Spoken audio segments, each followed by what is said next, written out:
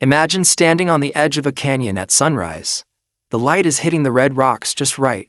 The shadows are deep and full of detail, and you have one shot to capture it all. You reach for your camera, but in that moment, you realize your current gear isn't enough. You need more than just megapixels. You need dynamic range that breathes. You need a sensor that doesn't just record light, but interprets it. You need the successor to the greatest DSLR ever made.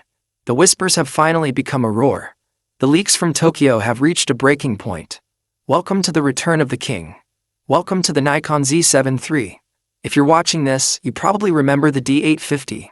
It was the perfect camera, the one that did everything right. Since then, we've seen the Z9 and the Z8 dominate the speed world. But for the landscape photographers, the studio pros, and the detail-obsessed, something has been missing. We've been waiting for the resolution monster to finally get its mirrorless crown. Today, the wait is over. We are diving into a 67.5 megapixel powerhouse that is rumored to be the first Nikon to fully integrate red digital cinema color science. We are breaking down the AI-driven predictive path autofocus, the 8K internal RAW video, and the reason why this camera is about to make medium format obsolete for most professionals. Let's start with the heart of the beast, the sensor.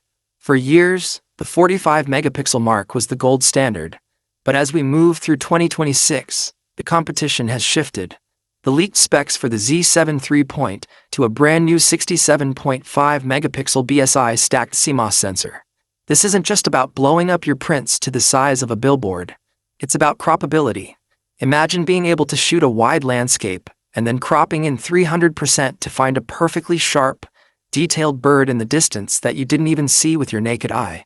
This sensor is rumored to be produced in partnership with Tower Jazz, featuring a redesigned microlens array that captures more light at the edges than any full-frame sensor in history. But resolution without dynamic range is just a large file. The Z7 III is expected to feature a native ISO of 64, just like the D850, but with a new dual-stream readout that preserves highlight detail in a way we've only seen in $30,000 cinema cameras. This is the Nikon look, refined for the next decade. Deep, ink-black shadows that can be lifted without noise, and highlights that roll off naturally like film. For the American landscape photographer trekking through Zion or the commercial shooter in a high-key NYC studio, this is the holy grail. Now let's talk about the red factor. When Nikon acquired Red Digital Cinema, the industry held its breath.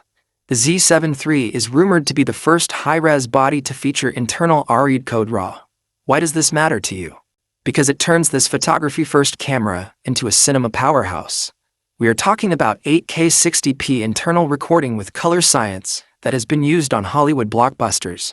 You aren't just getting a camera, you're getting a digital film stock.